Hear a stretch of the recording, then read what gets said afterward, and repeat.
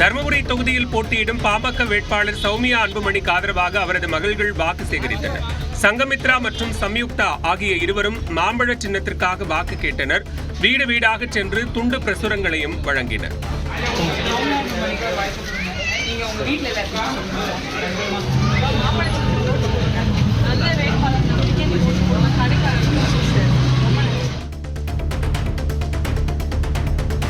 ராசிபுரம் தாவேகா வேட்பாளர் லோகேஷ் தமிழ்ச்செல்வனுக்காக அவரது தாயார் கலைச்செல்வி சொந்த ஊரான மலையாம்பட்டியில் தெலுங்கில் வாக்கு சேகரித்தார்.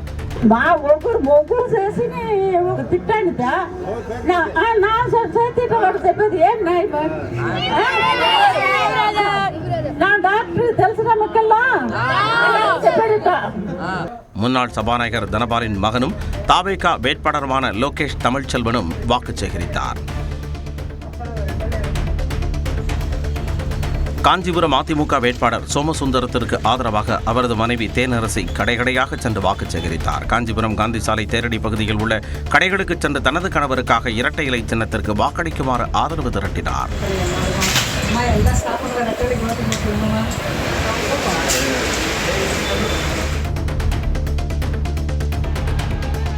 புதுக்கோட்டை மாவட்டம் கந்தர்வக்கோட்டையில் தேர்தல் பரப்புரையில் ஈடுபட வந்த முதலமைச்சர் மு க ஸ்டாலினுக்கு பொதுமக்கள் உற்சாக வரவேற்பு அளித்தனர். தஞ்சாவூரில் தேர்தல் பரப்புரையை முடித்த முதல்வர் ஸ்டாலின் இன்று புதுக்கோட்டையில் தேர்தல் பரப்புரையில் ஈடுபடுகிறார். பிரச்சார வாகனத்தில் கந்தர்வக்கோட்டை வந்த முதலமைச்சர் மு க ஸ்டாலினுக்கு பட்டாசு மற்றும் மேளதாளங்கள் முழங்க கட்சியினர் உற்சாக வரவேற்பு அளித்தனர்.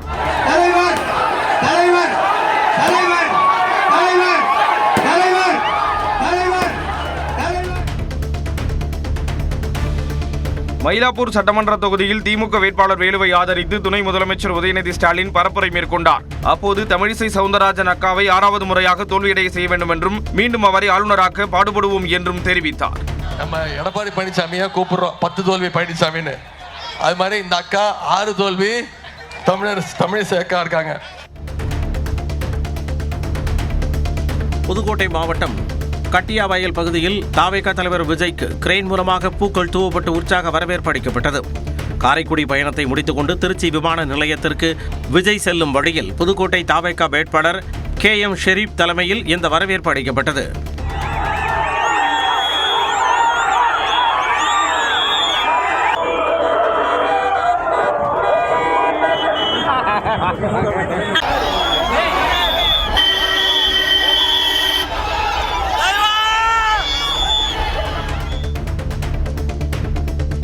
அதிமுக முன்னாள் அமைச்சர் RB உதயகுமார் இரட்டை இலையில் போட்டியிடும் கடைசி தேர்தல் இதுவாகத்தான் இருக்கும் என்றும் அடுத்த தேர்தலில் தாமரை சின்னத்தில்தான் போட்டியிடுவார் என்றும் காங்கிரஸ் MP மாணிக்கம் தாக்கூர் தெரிவித்துள்ளார். மதுரை மாவட்டம் திருமங்கலத்தில் நடைபெற்ற காங்கிரஸ் கட்சியின் செயல் வீரர்கள் கூட்டத்தில் அவர் இதனை கூறினார். இந்த தேர்தலுக்கு அப்புறம் உதயகுமார் தாமரை சின்னத்தில் அடிப்பார். என்னை பொறுத்த மட்டும் இந்த தேர்தல் 26 தேர்தல் தான் அவர் கடைசியா நிற்கிறது. விருதுநகரில் போட்டியிடும் தேமுதிக வேட்பாளர் விஜய் பிரபாகரனை ஆதரித்து திமுக துணை பொதுச் செயலாளர் கனிமொழி முரசு சின்னத்திற்கு வாக்கு சேகரித்தார். அப்போது பேசிய அவர் தமிழகத்திற்கான நிதிகளை வழங்க மறுக்கும் பாஜகவின் NDA கூட்டணிக்கு தக்க பாடத்தை மக்கள் வழங்க வேண்டும் என்றார். எங்களுக்கு வாக்களியுங்கள் என்று கேட்கும் பொழுது மக்களுக்கு தந்திருக்கக்கூடிய வாக்குறுதிகளை எல்லாம் நிறைவேற்றிய அந்த உரிமையோடு உங்களை சந்தித்து வாக்கு கேட்கிறோம். நாமக்கல் மாவட்டம் திருச்செங்கோட்டில் தாவேகா வேட்பாளர் அருண்ராஜ் தீவிர வாக்கு சேகரிப்பில் ஈடுபட்டார். திருநகர் காலனி, கருவேப்பம்பட்டி, சீனிவாசம்பாளையம், கடப்பன்காடு உள்ளிட்ட பகுதிகளில் தீவிர வாக்கு சேகரிப்பில் ஈடுபட்டார். ராஜபாளையம் பகுதியில் சென்ற அருண்ராஜை வழிமறித்த பெண்கள் தங்கள் பகுதியில் சாக்கடை, கழிவறை, தெருவிளக்கு அமைக்க கோரிக்கை விடுத்தனர்.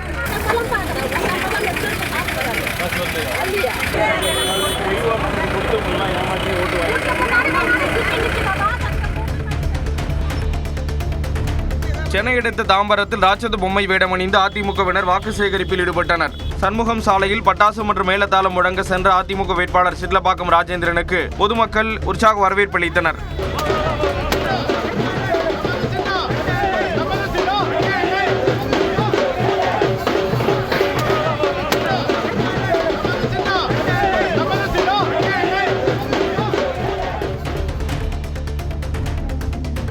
உதகையில் உரிய அனுமதி பெறாமல் தேர்தல் பரப்புரையில் ஈடுபட்ட தவிகவினர் மீது காவல்துறையினர் வழக்கு பதிவு செய்தனர். சேரிங் கிராஸ் பகுதியில் LED பொருத்திய விளம்பர பதாகைகளுடன் கேரள நடன கலைஞர்களை நடனமாட வைத்து போக்குவரத்துக்கு இடையூறு செய்ததாக தேர்தல் பறக்கும் படையினர் அளித்த புகாரில் தவிக மாவட்ட பொறுப்பாளர் ரமேஷ் உள்ளிட்ட நிர்வாகிகள் மீது காவல்துறையினர் வழக்கு பதிவு செய்தனர்.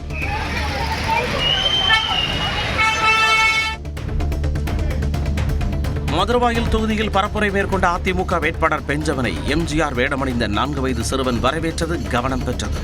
சிறுவனை தூக்கி இடுப்பில் சுமந்தபடி பெஞ்சமின் வாக்கு சேகரித்தார்.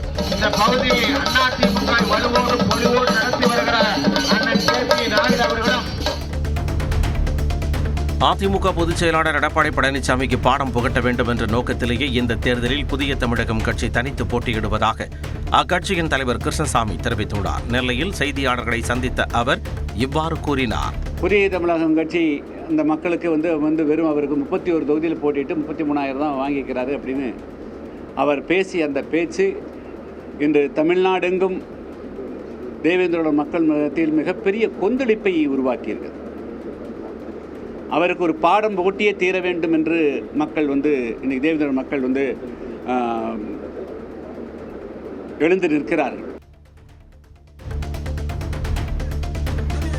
புதுக்கோட்டை பாஜக வேட்பாளர் என் ராமச்சந்திரன் மற்றும் அக்கட்சியின் மேலிட பார்வையாளர் சுதாகர் ரெட்டி ஆகியோர் சாலையோர ஜூஸ் கடையில் ஜூஸ் தயாரித்து கொடுத்து வாக்கு சேகரித்தனர். மடையூர் கடைவீதியில் வாக்கு சேகரித்த அவர்கள் வணிகர்களிடம் துண்டு பிரசுரங்களை வழங்கி தாமரை சின்னத்திற்கு வாக்கு சேகரித்தனர். தென்காசி சட்டமன்ற தொகுதி திமுக வேட்பாளர் கலை கதிரவன் வாக்கு சேகரித்த போது பொதுமக்கள் உற்சாக வரவேற்பு அளித்தனர். சுரண்டை நகராட்சியில் உள்ள பங்களா சுரண்டை, காமராஜர் நகர், பட்டாளம் உள்ளிட்ட வார்டுகளில் வீடு வீடாக சென்று அவர் வாக்காளர்களிடம் ஆதரவு திரட்டினார். அப்போது பெண்கள் ஆரத்தி எடுத்து மலர் தூவி வரவேற்றனர். அவருக்கு ஆதரவாக முன்னாள் அமைச்சர் பூங்கோதை ஆலடி அருணா வாக்கு சேகரிப்பில் ஈடுபட்டார்.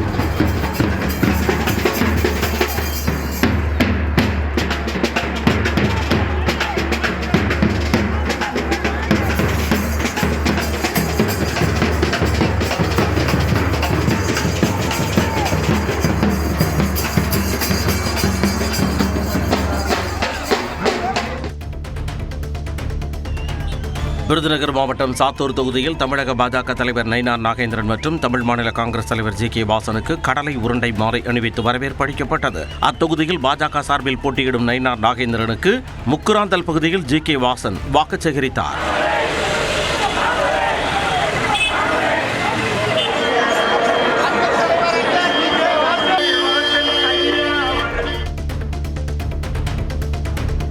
கரூர் மாவட்டம் குளித்தலை அருகே அரசின் சாதனைகளை விளக்கி திமுக வேட்பாளர் வாக்கு சேகரிப்பில் ஈடுபட்டார். நெய்தலூர் ஊராட்சிக்குட்பட்ட ராமாயி பனையூர், சின்னப்பனையூர், காட்டானிமேடு உள்ளிட்ட பகுதிகளில் குளித்தலை தொகுதி திமுக வேட்பாளர் சூரியனூர் சந்திரன் வாக்காளர்களை சந்தித்து ஆதரவு கோரினார். அவருக்கு பட்டாசு வெடித்த ஆதரவாளர்கள் வரவேற்பு அளித்தனர். அப்போது திமுக ஆட்சியில் கொண்டுவரப்பட்ட திட்டங்களை வாக்காளர்களிடம் அவர் எடுத்துரைத்தார். மின் மோட்டார் வைத்திருக்கின்ற அனைத்து விவசாயிகளுக்குமே தமிழகத்தில் 20 லட்சம் விவசாயிகளுக்கு இலவசமாக புதிதாக மின் மோட்டார் வழங்க இருக்கிறார்கள்.